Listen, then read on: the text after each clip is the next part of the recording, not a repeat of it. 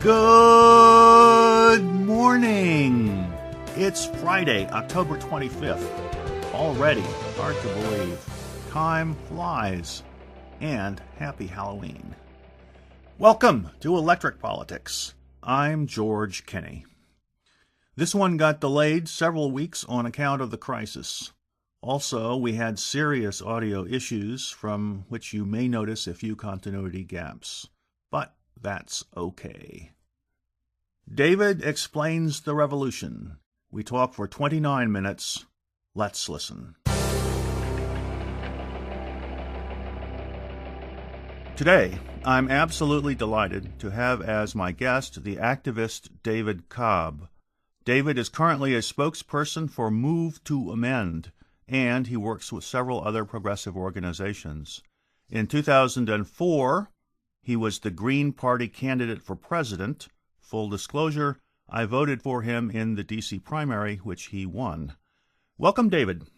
Well, thank you so much, George. And I appreciate the bio, but one thing I like to say is I'm also a lawyer by training, so I've sued corporate polluters.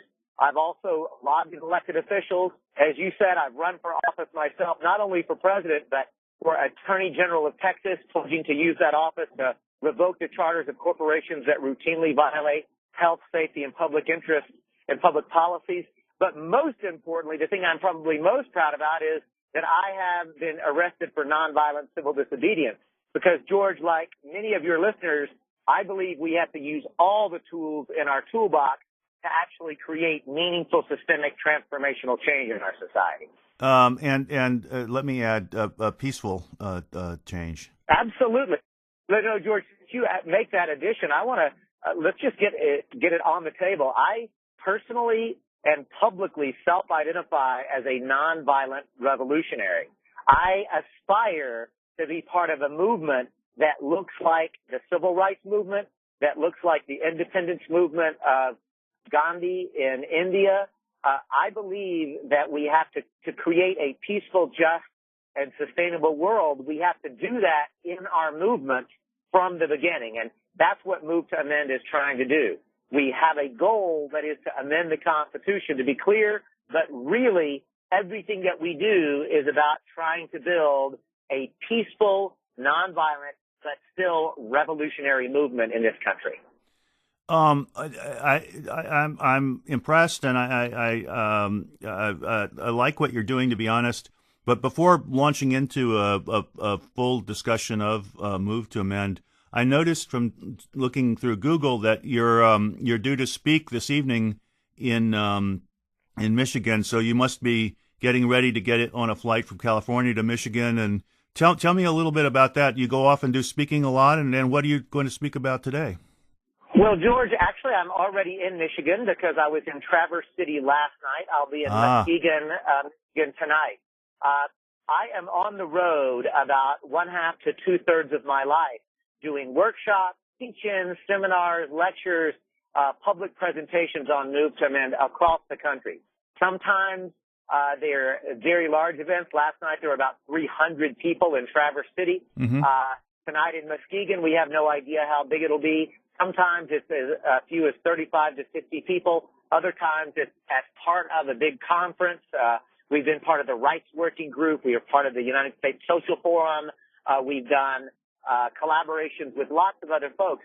But at the end of the day, what these tours are all about is to help people get not only a historical understanding of the rise of the corporation as an institution, the development of this court-created illegitimate legal doctrine that a corporation is a person with constitutional rights, but also to plug them into the growing movement that Move to Amend represents. And to be clear, the Move to Amend isn't the movement, but Move to Amend is part of this growing movement that you and I suspect most of your listeners know is actually happening in this country and indeed around the world, and yet corporate media is steadfastly ignoring and delegitimizing.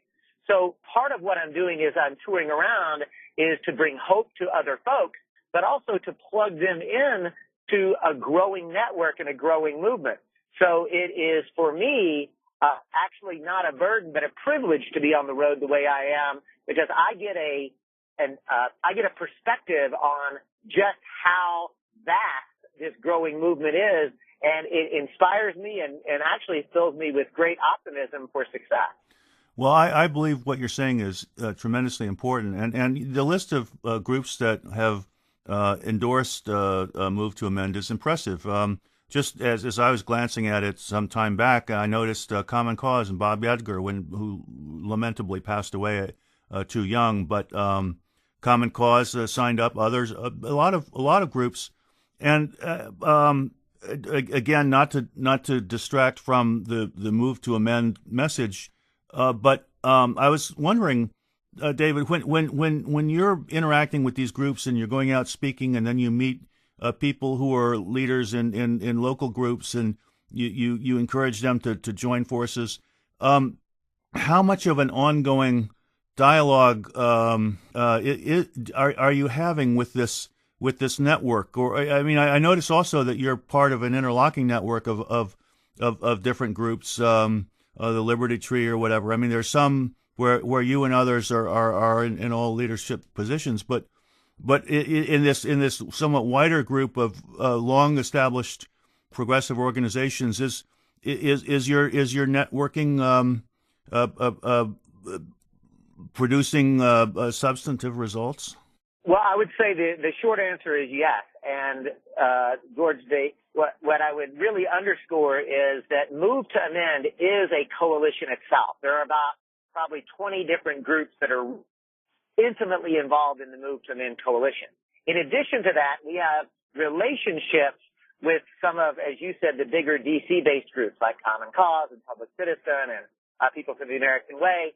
Most of those groups, frankly, do not go as far as we do with our calls for systemic transformational change. So in that term, with those sorts of groups, we say, okay, well, let's relate to each other as positively as we can, but we want to be honest that we want to go much further than you want to go. And whenever we can find authenticity in such a positive relationship, we do so. We also, with local groups, say, listen, if you're knee-deep in a fight to stop fracking or a fight to stop a corporatized detention center or any other social change work, we don't want you to stop doing it. In fact, we want you to continue to do it, and we want to find ways to relate together positively so our voice is added to your voice and it becomes a chorus so that we recognize that we have to get out of the silos of issue organizing and get into the business of movement organizing for democracy. Because, George, from my way of thinking, that's really what is emerging in this country, is a genuine democracy movement. You know, and the reason that I can be sure that it is happening is because I've been doing work around corporate power and corporate constitutional rights for over 20 years of my life. And for the first time, I'm actually hearing people acknowledging the need for a democracy movement in the United States. People are being courageous enough to acknowledge the truth, which is that we don't actually have a functioning democracy. In fact, the most dangerous threat to democracy in the United States is the mistaken belief that we actually have one, because we have a plutocracy, the rule by a small, wealthy ruling elite. And as difficult as it is for some people to acknowledge that truth, the truth does set you free. Let's be honest, George, that truth, before it sets you free, will piss you off. And so what we're doing is actually going about the work of saying, let's work on issues that actually matter to people, but let's do it in a way that builds a broader framework, a broader analysis for real democracy where the people actually have the power in this country. Let's engage politically, economically, culturally, and, I mentioned culturally, one of the great networks that we're working with now, not even on the website yet, but we are going to be partnering with the Hip Hop Congress in 2014 to do an entire tour where we have day-long workshops and traditional teachings and so forth that culminates in a hip-hop concert where we have what is now known as message music as the front line, but you also have progressive speakers of different groups coming on in between the sets. And what I have learned is that hip-hop music actually wasn't just message music, it was the message. But hip-hop was corporatized, and that gives us a great laboratory to look at what happens when we allow our very culture to become corporatized and art itself becomes a consumed commodity rather than the expression of our humanity. All I'm getting at, George, is when you ask me, are these networks bringing forth concrete results? I want to start by absolutely yes, and then take it down to something very specific for you. That's great. Move to Men did not even exist before 2010. David, you raised a lot of fascinating issues, but let's pursue a couple of them, starting with a philosophical question. I mean, here, Move to Amend is a response, in a way, to the Citizens United decision about corporations having the rights of persons and being able to spend unlimited amounts of money in political campaigns. You're also talking about revolutionary activism. Now, from my personal point of view, I think that the government of the United States is hopelessly inadequate to deal with the problems of the modern world, and that the whole constitutional enterprise should be trashed, and that we should have a different constitution with genuine democracy, as you're saying. But then my question is, and some people have raised parts of this question in writing about Move to Amend, and I'm sure you get asked this question a fair amount. To what extent are the priorities of Move to Amend consistent with, or perhaps in tension with, larger revolutionary objectives? Well, George, I would say it is 100% consistent with these larger transformational nonviolent revolutionary objectives. And that is reflected in all of our work. Although what I know from experience and my studies of successful nonviolent revolutionary movements, and especially Gandhi and King, who said very clearly that in order to get to that point, you have to take people, including yourself, you have to take yourself and others through the process of exhausting all of the remedies that your culture and society tells you. Because no society says we are repressive. No society says we admit that we are actually exploiting and oppressing other people and get on board with it. There's a creation myth in this country about democracy. So what we at Move to Men recognize is we have to build power and also use all the tools that are available to us to build that power, understanding from my perspective that they are ultimately not sufficient to create the change that I want, but to help other people come to that recognition as well, so that we can actually go about the business of preparing to rewrite the Constitution. Now, I believe that's where we ultimately have to go, but I want to be clear. I have a specific goal with Move to Amend, which is to amend the Constitution to abolish the illegitimate court-created idea that corporations and other artificial entities have inherent unalienable constitutional rights, and the equally odious, also court-created, also illegitimate idea that money is speech. Now, I believe that we'll win that constitutional amendment. I also believe that it is very likely that we will have to go even further than that. So I am honest when I am asked the question that you just posed, and I don't shy away from it, but I also don't start most conversations about, hey, I'm a nonviolent revolutionary. What do you think about rewriting the Constitution? Because without some context, without some lived experience, without some thought about what that means, you typically sound like a kook.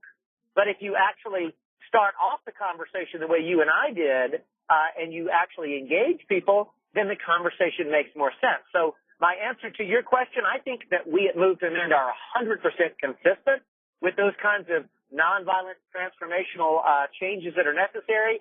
But we know that you don't get from here to there in one jump. It is a process that we have to go through. And again, I'm not saying that I have to lead other people there. I'm saying I have to engage other people where I am and where they are, learn from them, hopefully teach them something, and let the process evolve naturally, organically, but according to a core set of fundamental principles. That is peace, justice, democracy, and ecology, a core commitment to anti-oppression, a core commitment to building a social movement. And with those core commitments, then everything becomes open for conversation. Well, okay, let's just take a for example then. you've got people who argue that proportional representation is a good thing, that where it's practiced overseas, it yields good results, and that, in fact, it could be implemented here with legislative change. Now, one might make the argument, if we put resources into getting legislative change for proportional representation and got it, that the benefits of that would be greater than the benefits of getting an amendment about corporations. But one can also make the argument that even if we got neither of them, putting the effort into proportional representation would raise people's consciousness in a different way and perhaps lead to better results. So my question, really, to repeat it, but with the specific example, is that there's a question about prioritizing. I guess I understand what you're saying. I think, but and I understand that it's difficult to create a revolutionary movement without having a specific purpose. But I'm just wondering about, if one wants to try to exhaust all the possibilities in the system, if this is really the most sensible way to go about it. Well, first, let me be very clear. I am 100% proponent and advocate of the use of proportional representation. I am equally a supporter of the use of preferential voting, or so-called instant runoff voting, when you were only electing one particular person, ranked choice voting.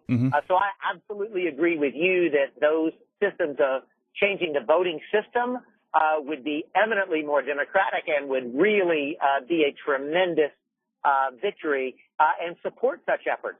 In fact, I am proud to tell you that I am a former employee of Fair Vote. At the time, we were called Center for Voting and Democracy, which is the leading proponent and advocate of that system. Collaborate with Fair Vote happily and productively. So I want to be clear that you and I are in agreement that would be a tremendous victory. However, what I do say is this. We should encourage people to join whatever issues, whatever groups, whatever kind of goals make the most sense for them personally. And I will just tell you this, that Move to Men did not even exist before 2010. Today we have 308,000 people who are actively engaged with us. We have over 160 local affiliates, that is, groups on the ground where they live, work, and play, who are organizing in their community to help support this effort. We have passed over 500 resolutions at the city and county level in support. We have put this issue of Move to Men on the ballot in 28 jurisdictions across this country, including, by the way, in very conservative areas, including the state of Montana, rural Ohio, where they voted overwhelmingly for Mitt Romney for president, places liberal, progressive, moderate, red, blue, purple, you name it. We have won every single one of them, George. So what I tell you with humility is that the proof's in the pudding. Move to Men is actually appealing to people. It's inspiring people to actually join. The second thing I'll tell you is Move to Men's national leadership team consists of 12 people. You're talking to the only white man in that group. Yeah, I noticed that. We are multiracial at the leadership level. We are actually led by women. There are 7 women and 5 men. We are spread out across the country. We're not based in Washington, D.C. We're actually in, we're across the country. The Deep South, the Pacific Northwest, Utah, Texas, Wisconsin. I mean, we are everywhere. And so I just take your question seriously, but I also take it head on to say the proof's in the pudding, George.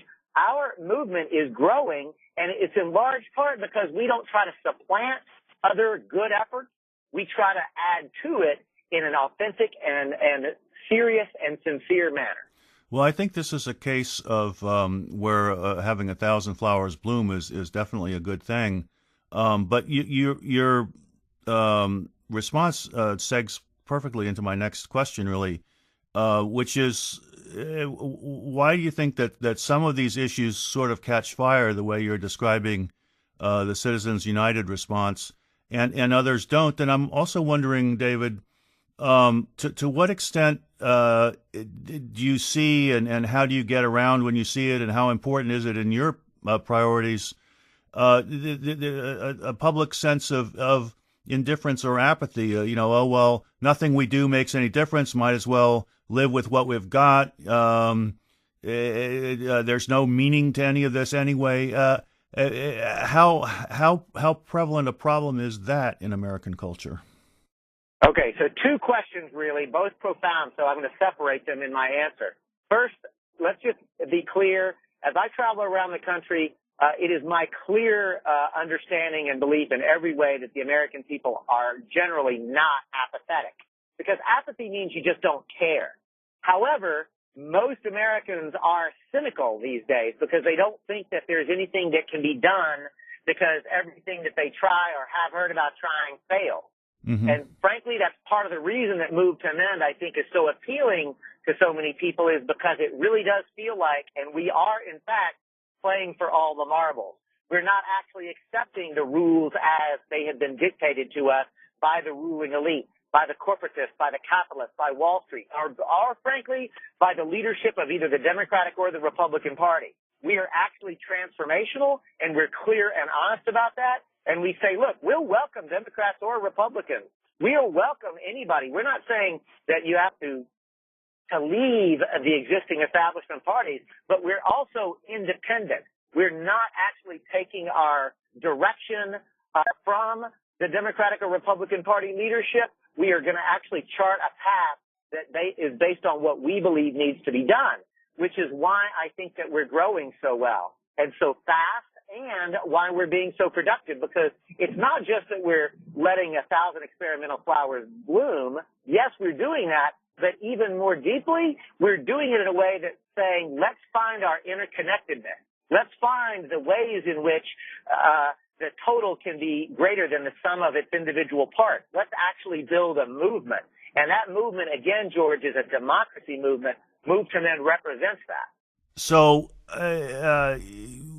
you've gotten into some deep philosophical issues there, but to pull it back a second, I'm wondering about a practical question, and that is how you work towards a constitutional amendment. On the one hand, you have the route that has been used for every constitutional amendment in American history, which is to have some legislative language passed and then by supermajorities and then ratified by the states. And you have the second method that's available through the Constitution, which is to have a sufficient number of states call for a convention. So you're proceeding with the first path, but I'm wondering to what extent you've thought about the second path, or what?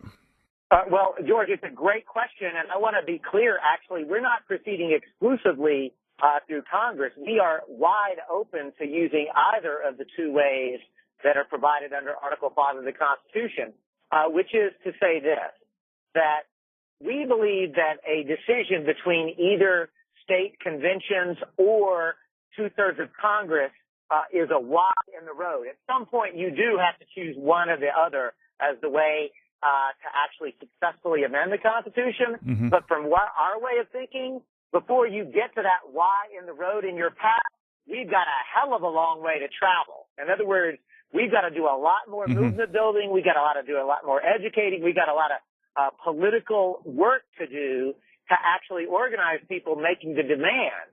And so we are not foreclosing the convention. We are not foreclosing two-thirds of Congress. We are happily doing the work of building towards a demand for a constitutional amendment. And frankly, as we gather that path, let's just be clear, it could be the point that we get to the point where other people besides me and you are actually calling for an entirely new constitution. And if it evolves to that point, all to the good. So again, we're not only following an amendment path through Congress. We are simply following an amendment path. Yes, we have language introduced in Congress because we've got champions in Congress. But we're also pursuing a strategy at the state level. Minnesota is our best example, where it actually went all the way through the state Senate and came just a couple of votes from passing out of the state House that says we give Congress a certain amount of time to actually propose a constitutional amendment for our ratification, and if not, then this legislation is a call for a constitutional convention. So the point is, we're not foreclosing either one of them. In fact, we're pursuing both simultaneously.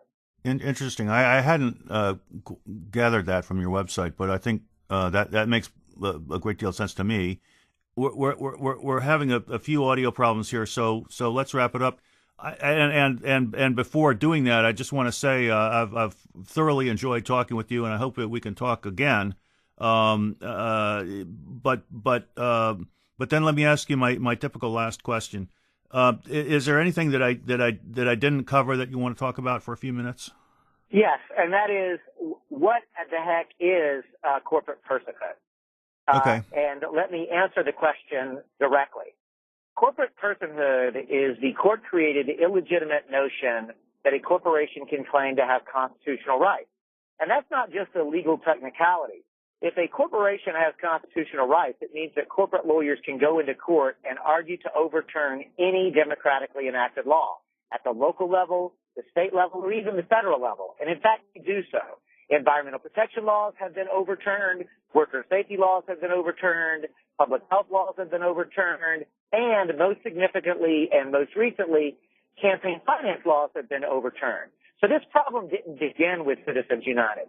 But the move to amend coalition was provoked by Citizens United, which is just the latest in a series of transgressions against democracy in this country. So we are encouraging people to join us in a movement, a democracy movement in this country. We'd encourage you to go to the website movetoamend.org, join us, sign up.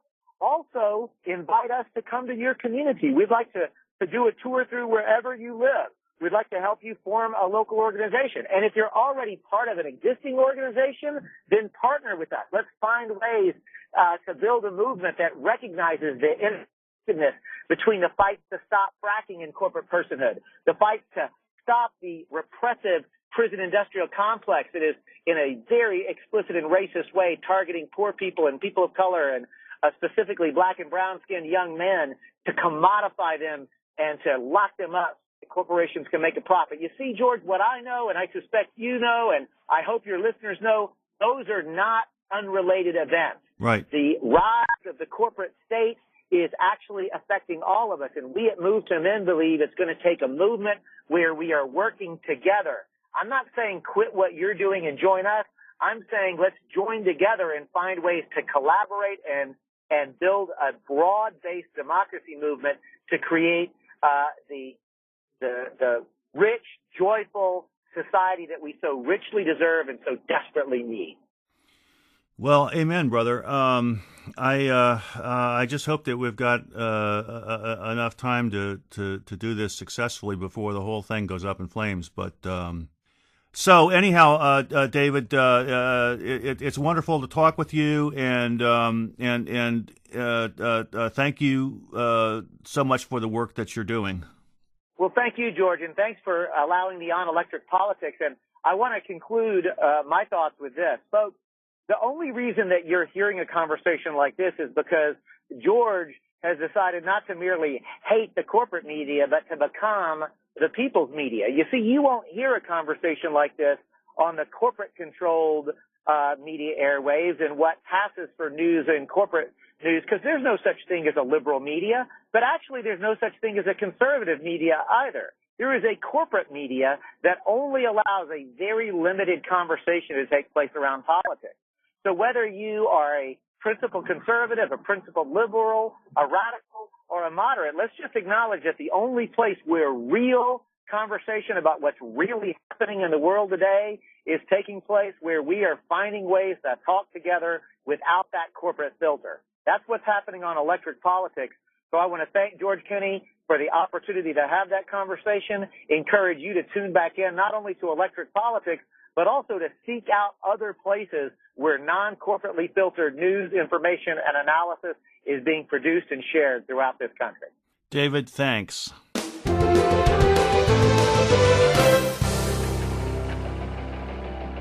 Outstanding. Thanks again, David. And thanks for your kind remarks about EP.